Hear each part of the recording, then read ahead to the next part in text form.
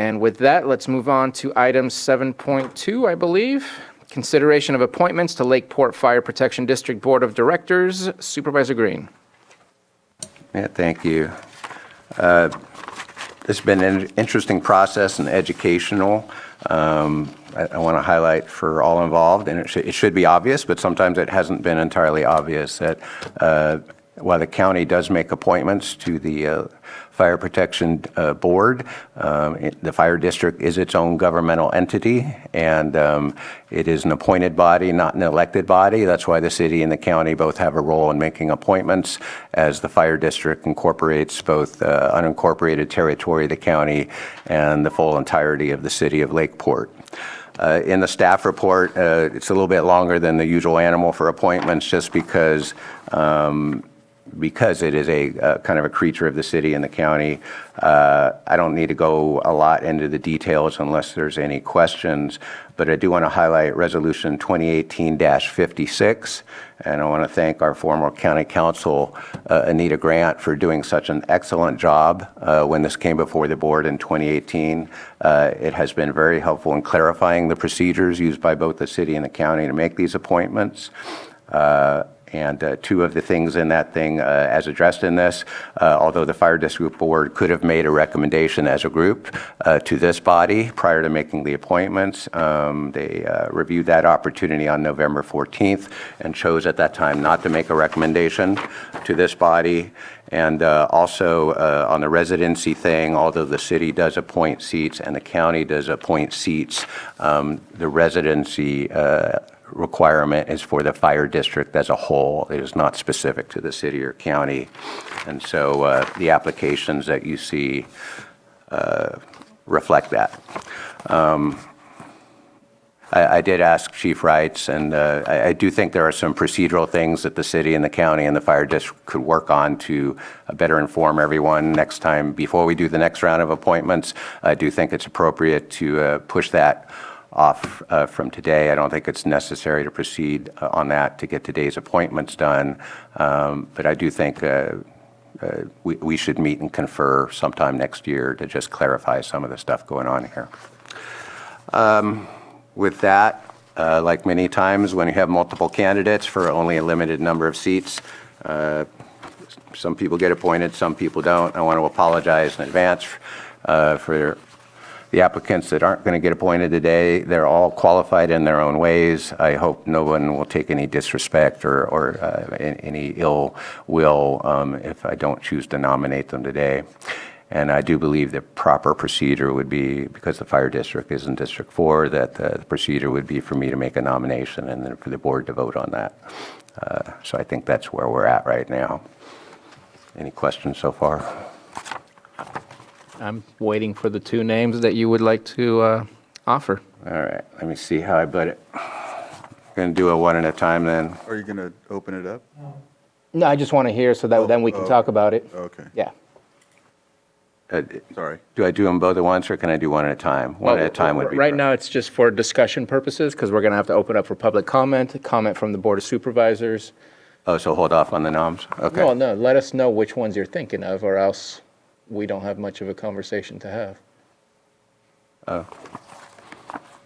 Yeah, but, so you want me to make the motion? And then No, I want you to offer which names that you would, so the public can respond, we can respond, then it's then it's a motion.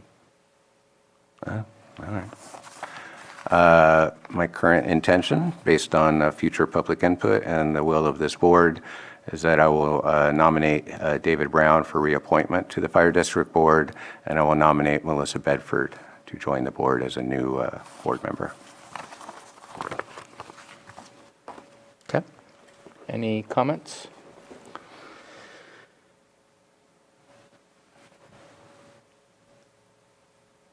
Okay. Let's go ahead and open it up for the public. Come on up. Hello, my name is David Brown. I am a resident of Lake County, up in the Robin Hill area. I'd just like to thank you for the opportunity, just so you guys can see my face and know who he's talking about. Thank you. Thank you for being here. Any other comment? And any comment in the Zoom room? No hands in Zoom. Okay. I don't have any issues with the name that you provided.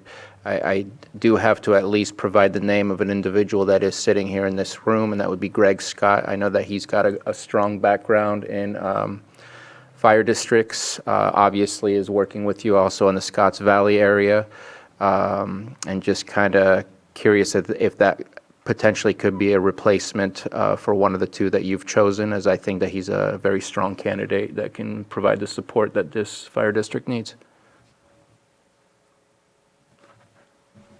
As I mentioned, they're all qualified applicants. Certainly Mr. Scott's CV is impressive and has a long fire career, but I'm also cognizant of not just the need to have people with good background in fire departments generally, but the specific needs of this department at this specific time. And I've spent a lot of time watching this board since I've joined this board, and in various iterations, and I've also spent some time diving into the grand jury report that was issued a couple years ago as to some of the governance issues facing this district, and I'm informed by that. And so I think there is on the existing board some pretty good capacity of understanding current capacity and approaching issues from a fire department perspective. But what I'm hoping to get is just greater appreciation and understanding of some of the governance aspects that has been missing for at least a couple of years, involving finance, human resources, transparency, budgeting. And there still is progress that needs to be made on that front. And I think the nominations I have mentioned here are going to be better suited to moving this board and this district forward in the way that it needs to. Just as we talk about succession planning quite a bit here at the board level, we do have to talk about succession planning for the fire district.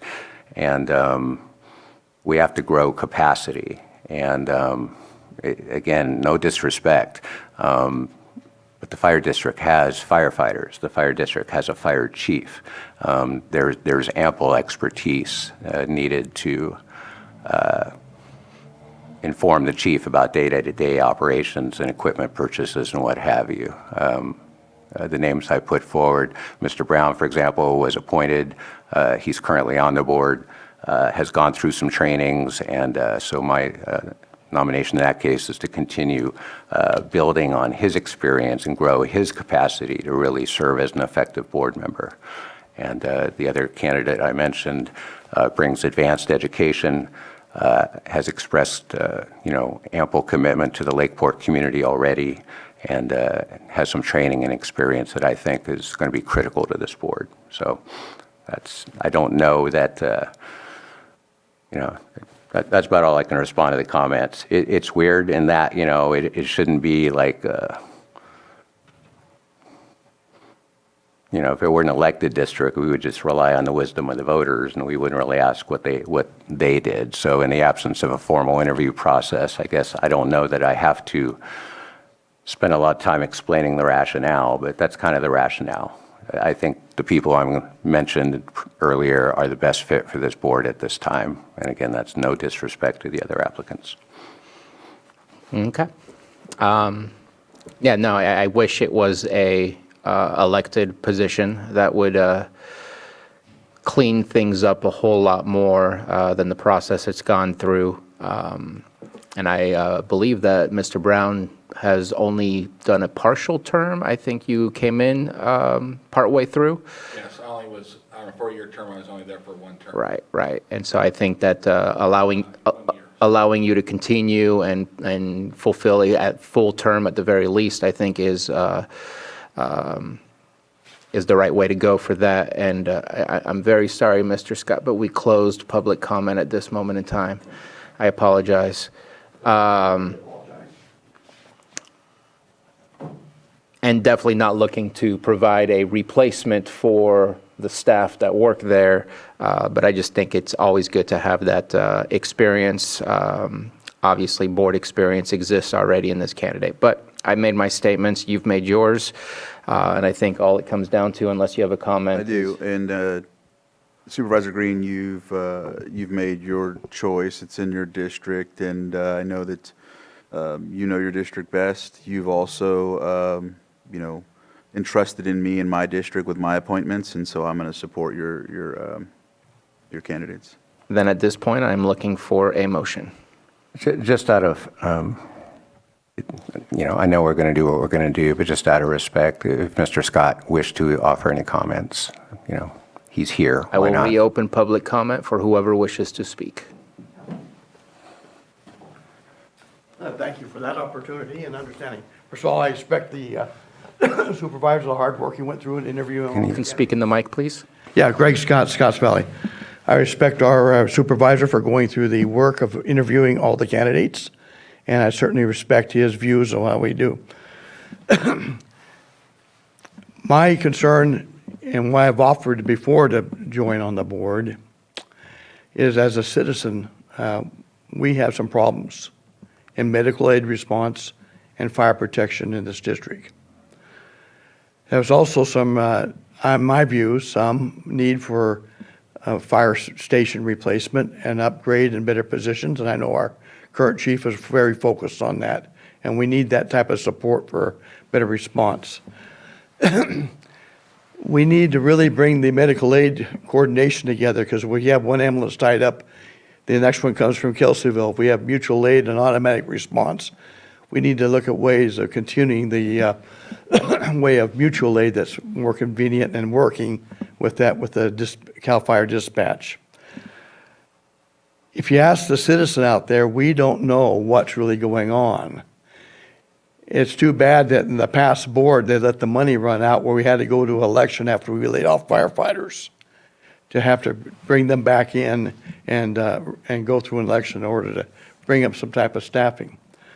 The other strong vision I see that the board, we need to have a board policy, a board of directors policy in that department, fine-lining the responsibilities of the board members, and also respect to let the chief run his operations and run the fire department. And the board should be supportive of how we can improve the protection of life and property, which is the responsibility of government. And so I really think that, one, the board needs to really look at a strong policy that congenializes the idea of managing that fire department, allowing the chief to do the job, and also supporting it with ideas and following through. So medical aid response, medical is really, we have a retirement community.